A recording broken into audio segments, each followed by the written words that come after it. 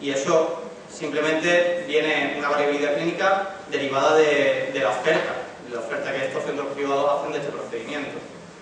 Un ejemplo que nos tocaría más concreto sería pues la utilización de un apósito, alevín o variasive en la cura de una úlcera por presión. Hace un par de semanas tenía una alumna que tenía un paciente una úlcera en el sacro, retiramos el variasive y yo le puse su alevín. Me preguntó la alumna que por qué se me ocurre a mí cambiar el parche. Me di cuenta de que con un poco mal tutor, ¿no? La explicación que yo le di fue simplemente pues porque me gusta más, es más acolchado, es rosa, queda bonito, ¿vale? Me di cuenta que no le estaba dando ninguna evidencia científica de por qué el alevín era mejor que el variasive, ni nada por el estilo. Entonces, me avergonzó un poco cuando ya después lo reflexioné, ¿no? Ese es un ejemplo más de variabilidad en la práctica clínica. A lo mejor al día siguiente ese mismo paciente vuelven a colocarlo en variasive. Como esto es una comunicación bastante interactiva, que tenemos ahí los tweets, me pareció interesante rescatar un tweet que leí antes de ayer de un medio de comunicación de enfermería que es bastante potente, tiene 7.000 y pico seguidores, que decía: España necesita más de 108.000 enfermeras para equipararse al resto de países de la Unión Europea. Seguidamente ponía este otro tuit que decía: pondría el acento en por qué se necesitan más enfermeras y no en cuántas. Eso está estudiado, es decir, se necesitan más enfermeras por cosas como esta. Se ha demostrado, ¿vale?, que al aumentar el ratio de enfermera-pacientes disminuye la mortalidad, los reingresos y las infecciones en lo mismo.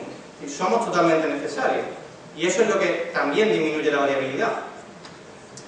Las enfermeras y enfermeros que practican enfermería basada en la evidencia tienen muchos roles que cumplir. Participar en las decisiones de los hospitales, proporcionar calidad en los cuidados, ser buenos líderes enfermeros, equiparar la relación entre médicos y enfermeros y no estar supeditado a ellos, sino participar como un equipo multidisciplinar.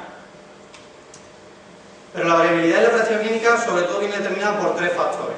En principio, la complejidad de la asistencia sanitaria. Es decir, por muy similar que sea un paciente a otro, nunca es igual. La asistencia sanitaria es muy compleja y dependiendo del paciente que tengamos, pues tendremos que actuar de una manera u otra. Los recursos de que disponemos, pues desde aplico el alevín porque a lo mejor no hay otro que aplicar. O innovación tecnológica. Una cosa que nos encanta es que cuanto más cosas haya nuevas en la planta, más queremos utilizarlas, ¿no? Esto produce una disminución de la efectividad y la eficiencia en los diferentes procedimientos terapéuticos. La efectividad sería la posibilidad de ser sometido a una intervención innecesaria dependiendo del profesional que te la realice. Y la eficiencia, pues un aumento en el uso inapropiado de los recursos que produce un aumento en el costo de los mismos. Esto no hace más que disminuir la calidad asistencial que proporcionamos a los pacientes. ¿El objetivo cuál sería? Pues buscar soluciones, métodos y estrategias para reducir esta variabilidad en la práctica clínica. Una de las herramientas fundamentales para ello sería la práctica de la enfermería basada en la evidencia. Pero para ello tenemos que hacer un pequeño recorrido y a mí me gusta pensar de dónde venimos. La enfermería hace mucho tiempo, como decía José Miguel, no es lo que es ahora. Antes era ATS, estaban supeditados a la figura del médico, tenían cierta falta de iniciativa, tomaban sus decisiones basadas en la experiencia personal o de los compañeros, porque tampoco había tantos sitios donde buscar, no había un acceso tan fácil a fuentes bibliográficas fiables. Todo esto aumentaba en gran medida la incertidumbre profesional, es decir, dependiendo del tipo de profesional y los conocimientos que tuviera, pues el procedimiento se lo haría de una forma u otra. ¿Hacia dónde debemos dirigirnos? Pues debemos dirigirnos hacia un profesional que tome decisiones de responsabilidad, que sea autónomo, que participe en un equipo multidisciplinar, que genere conocimiento, que sea docente, como todos los que estamos aquí. Y una de las dimensiones que pongo aquí es la de que investigue. Esto es complicado a veces. Pero en el camino de esta evolución nos encontramos muchos muros, muchas barreras. Una de ellas pues sería la tradición, la resistencia al cambio, falta de recursos, y es que la remanencia de esa memoria histórica es muy difícil de modificar, sino que por ejemplo se lo digan a Gallardón. Eso es ¿Cuál sería la herramienta fundamental para intentar minimizar esa variabilidad en la práctica clínica? La enfermería basada en la evidencia. Cuando el alumno llega a un servicio, como han comentado antes mis compañeras, se encuentran con un gran abanico de tutores, ¿no? Hay veces que la persona que lo tutoriza pues está comprometido con la facultad y ha adquirido ese compromiso y esa pasión por la docencia, pero hay veces que, dependiendo del turno, pues a lo mejor no hay siquiera un tutor en ese servicio. Y a veces ese alumno pues se encuentra sometido a que, dependiendo del día, pues le toca a un profesional más como el que hemos visto antes, más tirando a la mentalidad ATS, o con un profesional de enfermería pues más innovador, más autónomo, y esto crea una gran duda en el alumno. ¿Cómo actuar? El alumno, al fin y al cabo, lo que persigue, además de aprender, espero, es conseguir una buena evaluación. Por lo tanto, esta incertidumbre y esta duda lo que crea es que el alumno asuma roles dependiendo de la persona con la que esté. Eso es inevitable. Quien nos enseñe es de quien vamos a aprender y es cómo vamos a desarrollar nuestro conocimiento. Esta incertidumbre en el alumno, al final lo que acaba es creando una futura variabilidad en la provisión de servicios sanitarios, que es lo que intentamos evitar. Las consecuencias de los estudiantes, pues como hemos dicho, debemos procurar que los estudiantes asuman estilos de práctica efectivos, que valoren el conocimiento como fuente de evidencia en su práctica clínica diaria, que identifiquen el impacto que la práctica basada en la evidencia otorga en el liderazgo de la enfermería.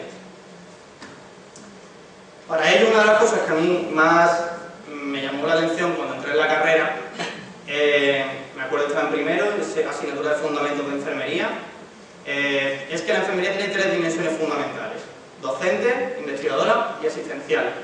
Yo cuando entré, por ejemplo, mi primera pregunta fue: pero los enfermeros investigan. No sabía ni que eso existía, vaya. Creo que debemos de volver aquí. Y muchos de los enfermeros que trabajan asistencialmente se olvidan de que también deben ser docentes y que la función investigadora también depende de ellos. Deben estar al día, o por lo menos intentarlo, deben tener un área de conocimiento adecuada para que el alumno, cuando llegue y le pregunte, no le pase como a mí, sepan responder por qué utilizar un apósito en vez de otro. Para disminuir la variabilidad en la práctica clínica, debemos abordar este problema desde estas tres dimensiones. Desde la dimensión asistencial, pues fomentar la capacidad del alumno de pensar por sí mismo. Muchas veces los alumnos se creen todo lo que nosotros les decimos. Yo cuando me llega un alumno siempre le digo: tú te lo puedes creer, pero después cerciórate de que lo que yo te digo es verdad, vaya que yo estoy equivocado, lo buscas, consulta la Cochrane y ya después me cuentas a mí. Esto permite que el alumno asimile las nuevas innovaciones y además ponga en práctica nuevos avances. Todo esto al final se va a traducir siempre en beneficio para el paciente, que es por lo que estamos aquí. Hemos estudiado enfermería para beneficiar al paciente. El abordaje desde la dimensión docente, bueno, pues llevamos toda la mañana hablando de ello.